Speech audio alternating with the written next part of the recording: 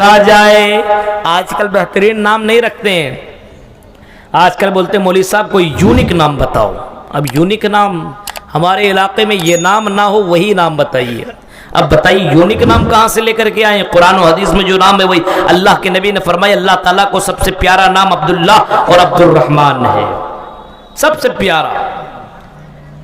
या फिर बहुत अच्छे अच्छे नाम हैं सहाबा कराम के, सहाबियात के बहुत अच्छे अच्छे नाम हैं, उन नाम को चॉइस कीजिए।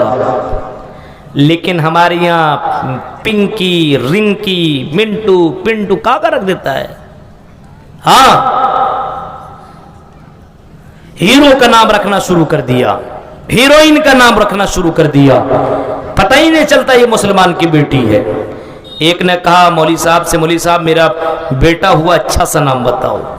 तो मौलाना ने बहुत गौर व फिक्र किया, बहुत तलाशा, नाम बताया था ये तो मेरे बगल वाले का नाम है, ये नहीं चलेगा। फिर दूसरा नाम बताइए, ये नहीं चलेगा। फिर तीसरा नाम बताइए, ये नहीं चलेगा। मौलवी साहब ने कहा ये सब नहीं चलेगा भाई, अपने ही देख लो। बोला ठीक है, वही तो करूंगा। आजकल मौलवी लोग कुछ सही से जवाब ही नहीं देते, बताते नहीं नाम, पूछ पूछ के थक गया हूं। उसने सोचा कि मैं अपने से नाम रखूंगा।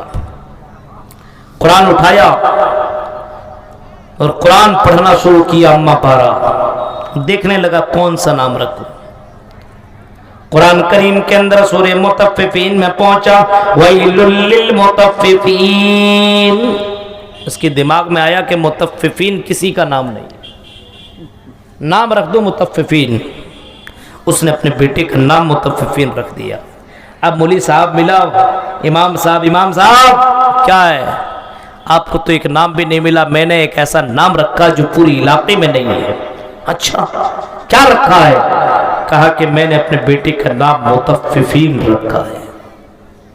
मौलवी साहब ने कहा, इमाम साहब ने, आपने मीनिंग भी देखा है? मीनिंग क्या देखेंगे, कुरान की आयत है, और क्या इससे बढ़कर के और क्या हो सकता है? कहा कि मुतफ्फिफीन के माने होते हैं नाप तौल में कमी करने वाला चोर। यानी आपने अपने बेटे का नाम चोर रख दिया है। ये बेटा चोरी नहीं करेगा तो क्या, नमाज पढ़ेगा, दीनदार, दीन का काम करेगा।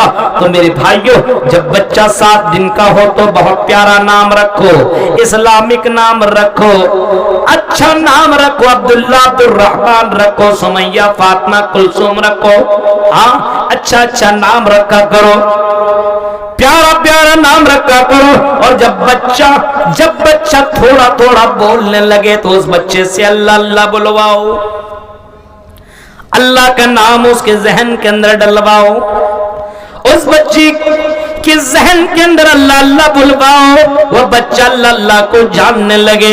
और जब बच्चा थोड़ा सा और बड़ा हो और थोड़ा बोलने के लायक हो तो उस बच्चे को ला इलाहा इल्लल्लाह की तलकीन करो, ला इलाहा इल्लल्लाह बुलवाओ, ला इलाहा इल्लल्लाह सिखाओ।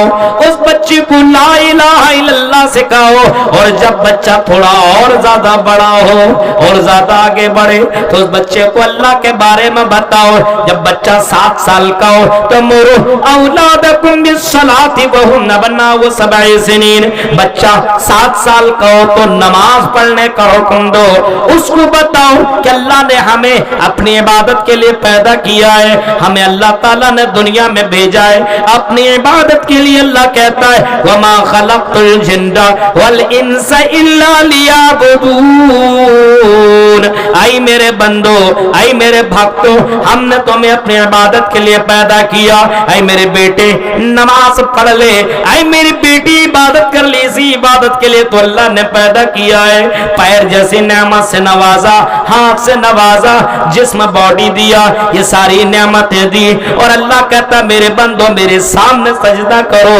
आई मेरी बेटी चल अजान हो चुकी है, अजान का जवाब दे। मुअज्जिन जब कहे अल्लाहु अकबर अल्लाहु अकबर तो आई मेरे बेटे तुम भी कहो अल्लाहु अकबर अल्लाहु अकबर।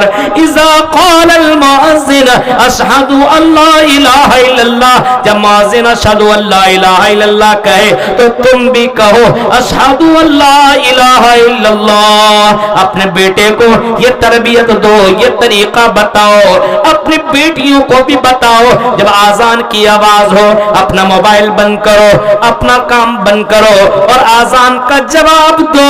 آذان سننے کے بعد آذان کی دعا پڑھو، اللہم رب ھذہ الدعوۃ التامہ والصلاۃ القائمہ آت محمد الوسیلہ والفضیلہ، یہ دعا پڑھو۔ یہ دعا تو جناب محمد رسول اللہ نے بتائی ہے۔ اس دعا کو پڑھ لینے کے بعد مسجد کی طرف نکل جاؤ۔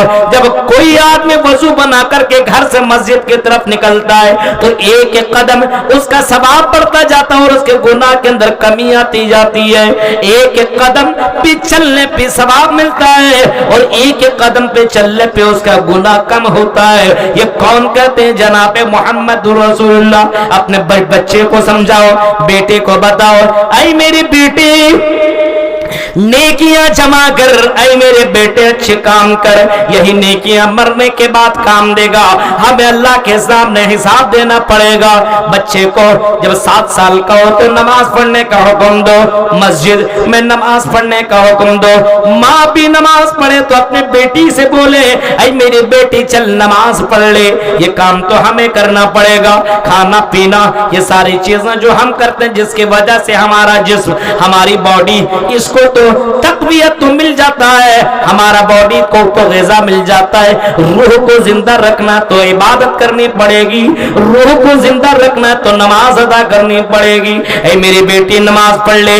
جب بچپنے سے اپنے گھر کے اندر یہ ماحول پیدا کرو گے تو اللہ کے نبی فرماتے ہیں اگر بچہ 10 سال کا ہو اور نماز نہ پڑھے وَضْرِبُوهُمْ عَلَيْهَا، تو اس بچے کو مار مار کر کے نماز پڑھاؤ، اس بچے کے اوپر ڈنڈے مارو، اس بچے کو ڈانٹو، اس بچے کو پھٹکارو، مارو، نماز پڑھاؤ۔ نام پڑھے تو مار مار کر کے نماز پڑھاؤ۔ میرے بھائیوں 10 سال کی عمر میں مارنے کا آرڈر ہے، نماز نہ پڑھے تو مارو۔ اب ذرا اپنے معاشرے کا جائزہ لو، ہمارے معاشرے کے اندر دیکھو بچہ کیا جوان جو آدمی 18 20 22 سال کا ہے، کالج میں پڑھتا ہے، صبح سویرے اٹھتا ہے، اپنی گرل فرینڈ کو میسج کرتا ہائی آج کیا کالج آ رہی ہو؟ ہاں آ رہی ہوں، چلو میں بھی کالج کے اندر آؤں گا۔ آج تو صبح کرتا ہے تو آج ہماری لڑکیاں اپنے بوائے فرینڈ سے چیٹنگ کر رہی ہے، رات میں چیٹنگ کرتی ہے۔ میرے بھائیوں اپنے بچے کو آپ نے تربیت نہیں دی، اپنے بچے کو آپ نے بتایا نہیں، اپنے بچے کو بتائیے میری بیٹی جب صبح کرو تو صبح کرنے کے بعد تم اللہ کا شکر ادا کرو، الحمدللہ الذی احیانا، الحمدللہ الذی احیانا بعد ما اماتنا والیہ النشور۔ اس اللہ کا شکر ادا کرو جس نے تمہیں دوبارہ زندگی دی، اس کا شکریہ ادا کرو۔ یہاں صبح کیا ہوئی؟ ہائی کیسی ہو، گڈ مارننگ ہو رہا ہے، تربیت نہیں دی آپ نے۔ بچے کو صحیح تربیت دو اسلامک طریقے پہ، اور یہ دعا پڑھ لینے کے بعد اٹھو اور نماز پڑھو، نماز پڑھو، اللہ کا شکر ادا کرو، صبح کے وقت نماز پڑھو۔ ہاں، اور اپنے بیٹے کو بتاؤ جو صبح کے وقت آذان نہیں پڑھتا، نماز نہیں پڑھتا ہے، اللہ کے نبی نے فرمایا وَبَالَ الشَّيْطَانُ فِي اُذُنِهِ، شیطان اس کے کان کے اندر پیشاب کر دیتا ہے۔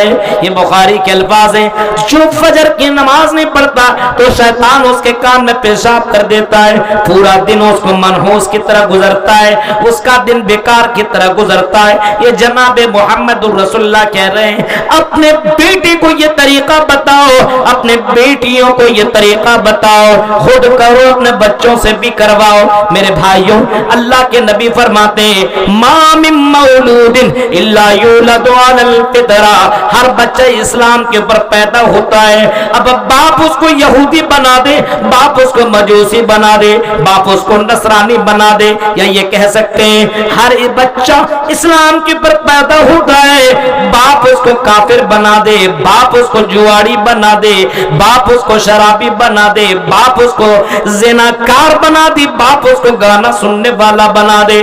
آپ نے اپنے بیٹے کو موبائل دے دیا, اب موبائل میں بچہ گانا سن رہا ہے, وہ 18 سال کا بھی نہیں ہوا ہے, 12-13 سال کا ہے, لڑکیوں کا ڈانس دیکھ رہا ہے, لڑکیوں کی کمر دیکھ رہا ہے, لڑکیوں کا اتار چڑھاؤ دیکھ رہا ہے. وہ لڑکا یہ کام کر رہا ہے تو لڑکی بھی لڑکوں کے ایکٹنگ دیکھ کر کے فریفتہ ہو رہی ہے, چیٹنگ کر رہی ہے, انسٹاگرام پہ دوستی کر رہی ہے, فیس بک کے اوپر دوستی کر رہی ہے, اور دوستی کر کے اپنے بوائے فرینڈ کے ساتھ بھاگ رہی ہے, غیر مسلموں کے ساتھ شادی کر رہی ہے. پارکوں میں جاؤ, نوجوان لڑکوں اور لڑکیوں کو دیکھو, آپس میں ملاقاتیں کرتے ہیں, آپس میں ملتے ہیں. میرے بھائیو, آپ نے اپنے بیٹوں کو, اپنے بیٹیوں کو کیسی تربیت دی ہے؟ جو بچہ گھر سے باہر نکلتا ہے اور غیر لڑکوں کے ساتھ ملاقاتیں کرتا ہے, غیر لڑکیوں کے ساتھ ملتا ہے, یہ کون سی تربیت آپ نے دی ہے؟ ذرا محمد رسول اللہ کی تربیت دیکھو,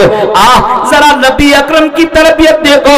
اللہ کے نبی نے اپنے بیٹی کی تربیت کیسی کی؟ اللہ کے نبی کی بیٹی حضرت فاطمہ ہے, حضرت فاطمہ کا جب انتقال کا قریب آیا, حضرت فاطمہ کا جب انتقال کا قریب آیا تو حضرت فاطمہ اپنے شوہر حضرت علی سے کہتے ہیں, او میرے شوہر, او میرے ہسبینڈ, او علی سنو, جب میں مر جاؤں, انتقال کر جاؤں, اے میرے شوہر, دن کے اجالے میں مجھے دفن مت کرنا بلکہ رات کی تاریکی میں دفن کرنا, رات کی تاریکی میں میرا جنازہ لے کر کے جانا.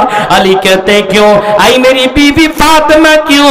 جواب میں حضرت فاطمہ کہتی ہے, اے علی, اس وجہ سے دن کے اجالے میں مجھے لے کر کے جاؤ گے, ہو سکتا ہے کسی مرد کی نظر میرے جسم کے اوپر پڑ جائے اور کہیں اس کے ذہن کے اندر کچھ دوسری باتیں آنے لگے, اور میرے شوہر رات کی تاریکی میں دفن کرنا, کہیں میرے جسم کے اوپر کسی غیر کی نظر نہ پڑے.